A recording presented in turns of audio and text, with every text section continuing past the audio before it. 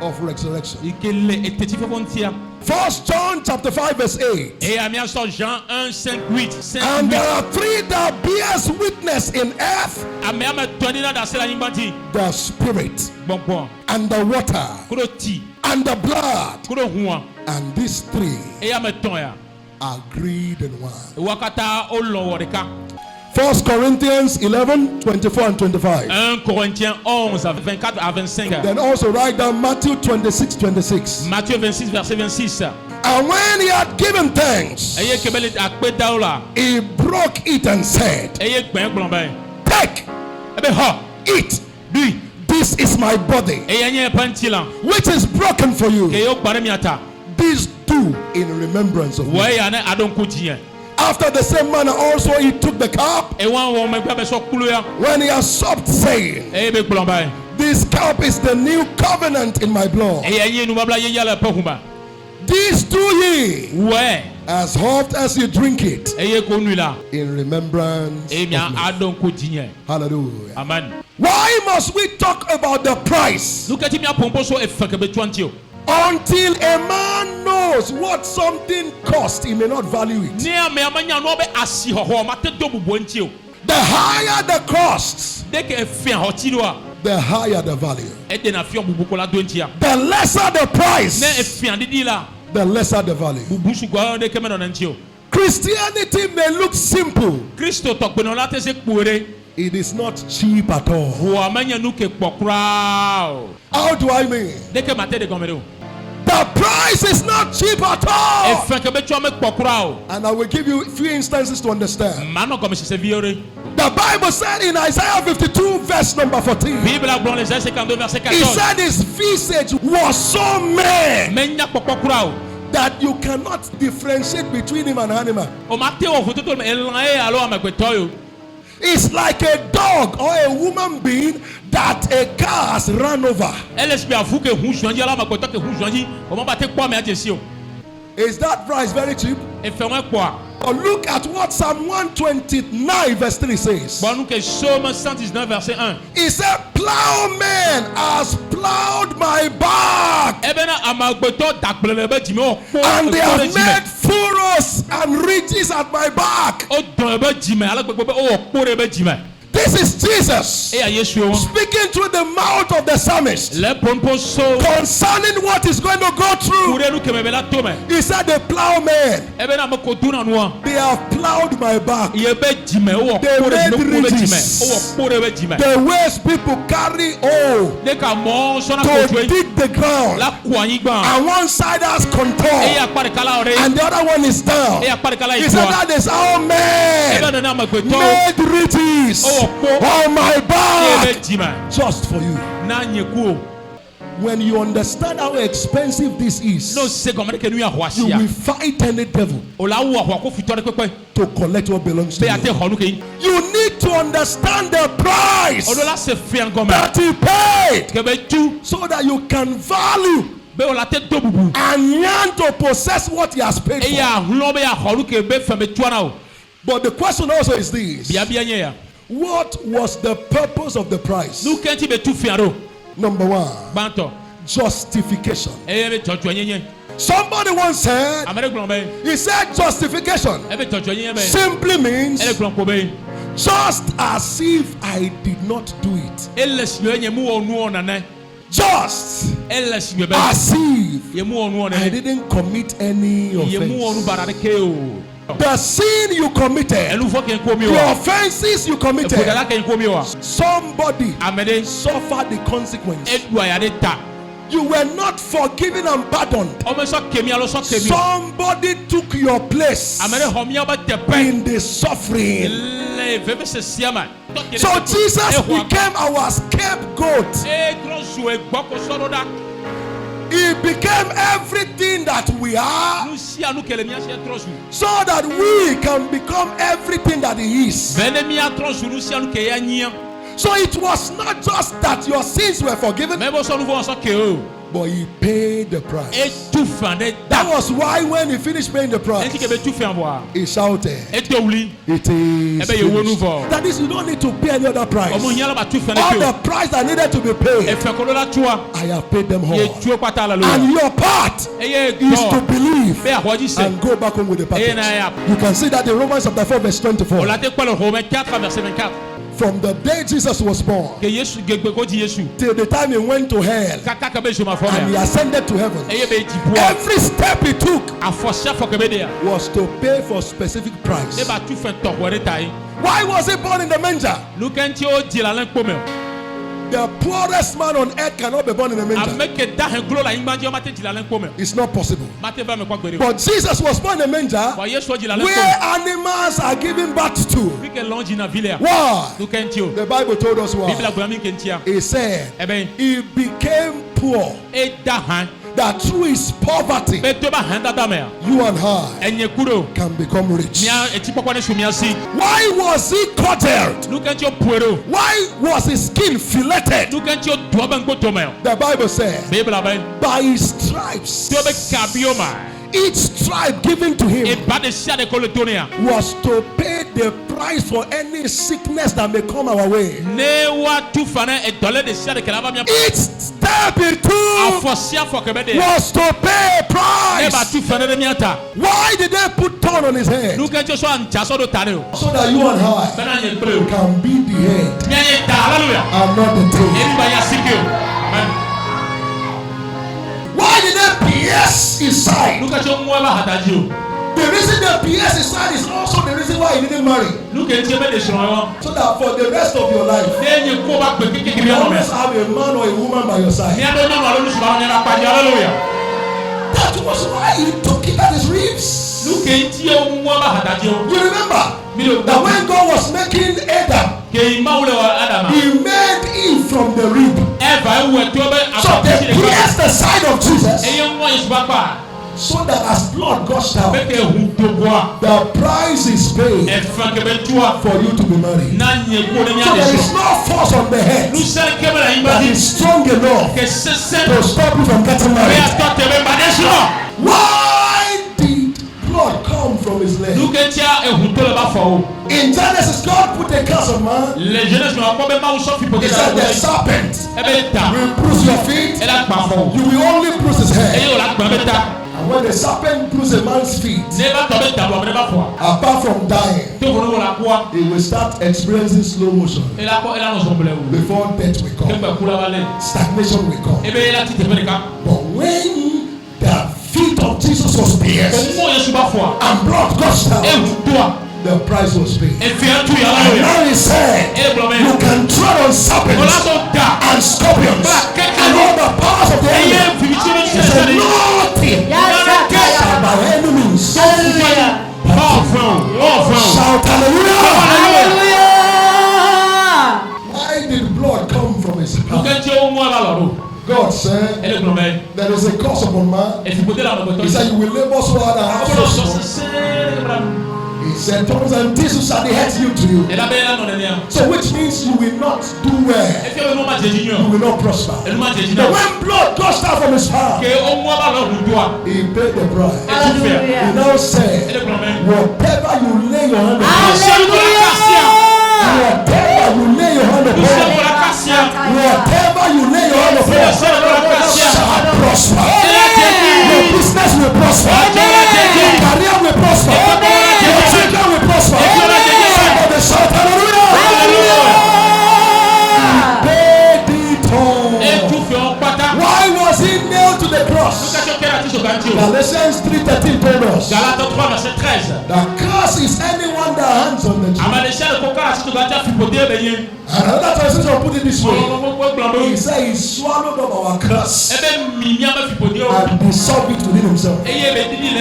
So ancestral curse, generational curses, whatever curse at all, Jesus has paid for it. The Bible said, he said there is a need for one to die for the rest to be preserved. So he has to die for you and I. to live long. So Jesus died young, that you and I may live long. So I have that assurance that no death can kill you before your time.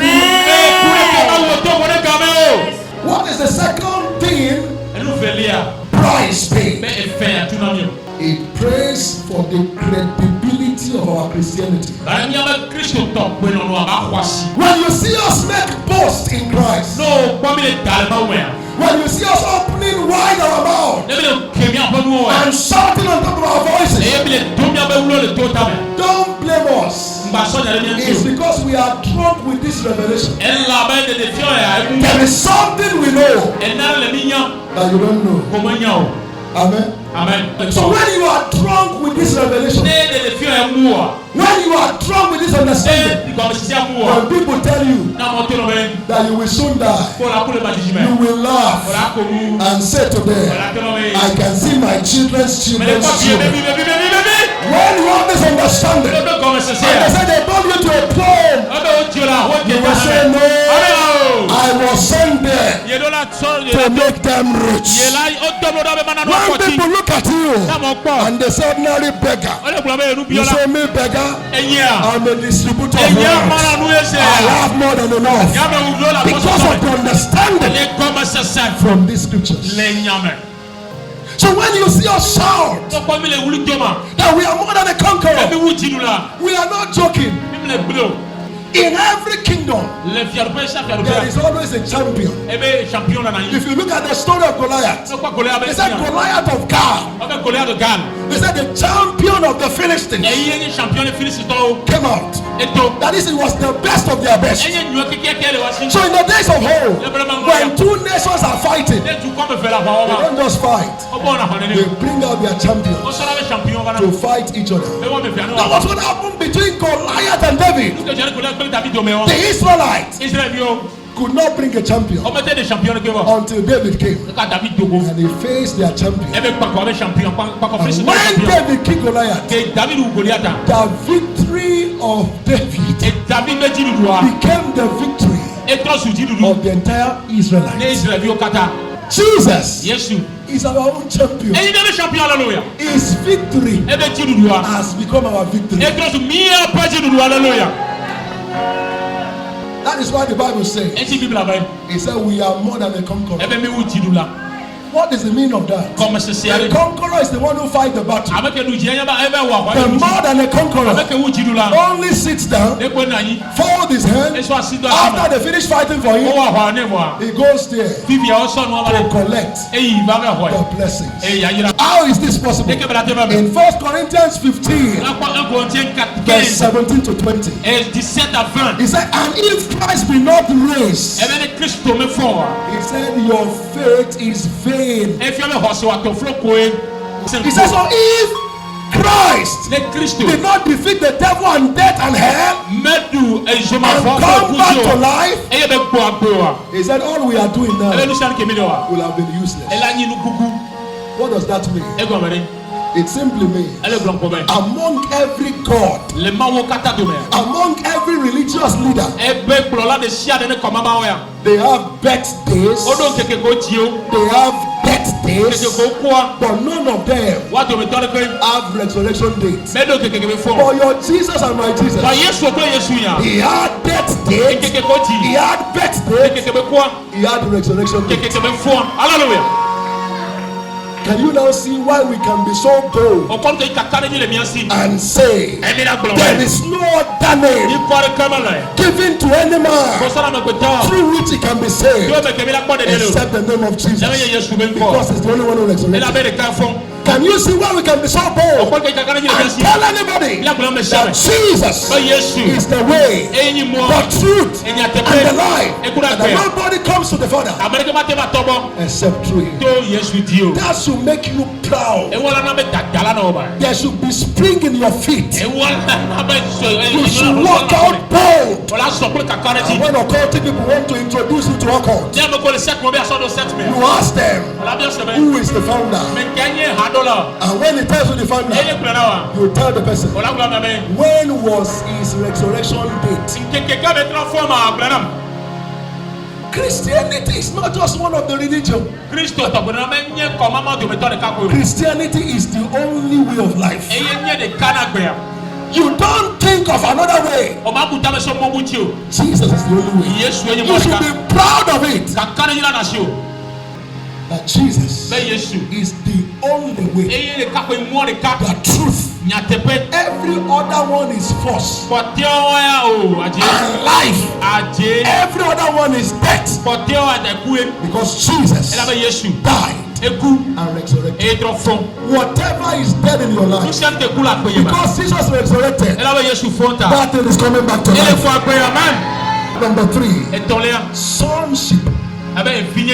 Ephesians chapter 2, verse 6 and verse 19. Verset 6 et 19. He said, when Jesus resurrected, he said, we are seated with him. We have a seat with him. If we have a seat, it also means we have a bed. If we have a bed, it also means we have a room with him. If we have a room, it also means we have a mansion with him. That is what the power of resurrection did. So when he resurrected, we resurrected with him because we were inside of him. So when he was raised up, we are seated with him in heavenly places. He now said, he said we are no longer strangers. We are no longer foreigners. He said, but now we belong to the household of God. He's not talking of church now. He's not talking of seat in the church. He's talking of a seat in the house of God in heaven. When he resurrected, Mary wanted to hug him.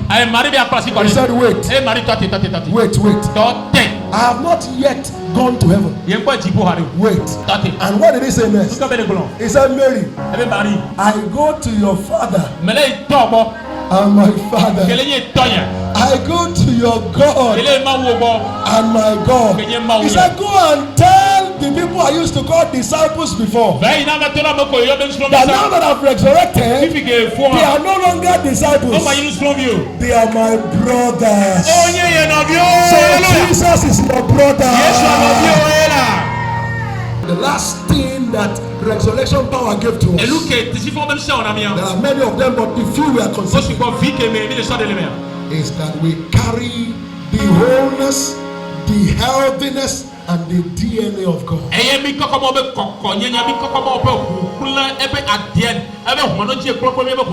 John 3:16. God so loved the world, he gave his only begotten son, that anyone who believes in him should have eternal life. He's not talking of heaven there. He's talking of God's kind of life. Zoe. God's kind of life.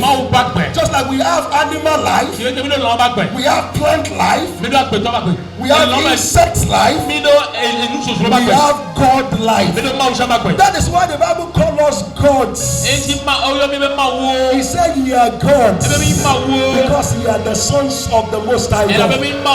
But what made us God? Romans 8:11. He said, if the same spirit that brought Jesus from the grave dwells in you, he said that same spirit shall quicken, rejuvenate, revitalize your mortal body. If the power of the spirit is powerful enough to raise Jesus from the dead, can it be less powerful to heal your body?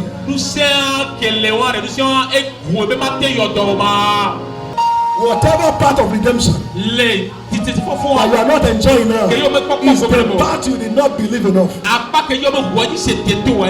All your mind and all your life, you believed that you cannot save yourself, that only Jesus can save, and when you accept him, he will take you to heaven. You believe that with all your heart. At least most of you. But you don't believe that the day he paid the price for your salvation, He also paid the price for your health. That same day, he paid the price to remove the cost from your life. That same day, he paid the price for you to have children. That same day, he paid all the price. The same blood that was shed for your salvation, that same blood carries his life, carries his spirit, and that same blood paid for every other thing. Which one is easier? To raise somebody back from death, or to keep somebody healthy? So, if the power of resurrection will bring Jesus from the grave, how do you now think that the power is so weak and that the power cannot heal your body? It's because you don't believe. But as many of us who believe this morning, we are returning back with that testimony. I told you before, I said one of the reasons why God stopped the Israelites from drinking the blood of animals is because he knows if they drink the blood of those animals, the life of those animals will begin to find expression through them. And when a man is initiated into occult or into witchcraft, they bring the blood of snake, blood of cat, the blood of different things, cheetah, other animals. They mix it and they take the blood of the man himself and mix it with it and they drinks it. Why? So that if he wants to become a cat to fight or destroy people, he can turn to cat and go and fight. If he wants to turn to snake, he can turn to snake and go and fight. But they didn't even know that it's a lesser wisdom. Because in Genesis, God said, man shall rule over every creeping thing. So if they become snake and they become like dog, you have power over them. But if they are human beings, you don't have power over them. They feel they are more powerful when they become dog and snake. But that reduces their power. Because man is higher than those animals. So when they become those animals, you can destroy them. Because God gave power to man, he said you have dominion over the birds in the air. So if they become a bird, use catapult and bring them down.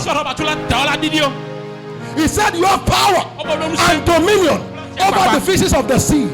So if they come as only water spirits, kill them. Kill them. And he said that you have power and dominion over everything that creepeth upon the earth. Oh, look at what I'm teaching you now. They took those blood in order to express themselves in those ways. And when they are about to die, everybody used to say witches are always running mad before they die. It's not madness. It's because the blood of snake is in them, the blood of cat is in them, and the life of those animals are in them because of the blood. So before they give up the ghosts, they begin to eat like snake, meal like cat. As they are mewing, the spirit of cat is living. As they are eating and they are just rubbing themselves on the floor, the spirit of snake is departing from them before the spirit of that person will now live at last. They took this mystery from the Bible. And when the word of the Lord said that the life and the spirit of a flesh is in the blood. So the life and the spirit of Christ is in the flesh and the blood of Jesus. And it's a higher life that can swallow any lesser life. So whatever is in your body today that was not so in the beginning, they shall be finally swallowed up. Amen. Believe. What you say? John chapter 6. Jean 6. When you start reading from verse 58 to 68. À partir de 58, ça va dire combien? Jesus began to explain. Yesu toi me He said, your fathers, they hate manna. Even though it was the food of angels, it didn't have power. They still died. He said, but I tell you, he said, my meat, this bread I'm giving you, he said, it is meat indeed. He said, this drink, that is my blood. He said, it is drink indeed. That when you eat it, you will not die. He said, eternal life will be resuscitated in your heart. He said, not only that, he said, I and the Father who will begin to live inside of you and will begin to live through you. So whatever cannot conquer the Father or conquer the Son, when you partake of the communion, can never conquer you. Somebody shout hallelujah. Because it's the greatest level of mystery. It has voice to speak for your justification and condemnation to your enemy. But apart from that, it has the power to infuse into you the life of God. So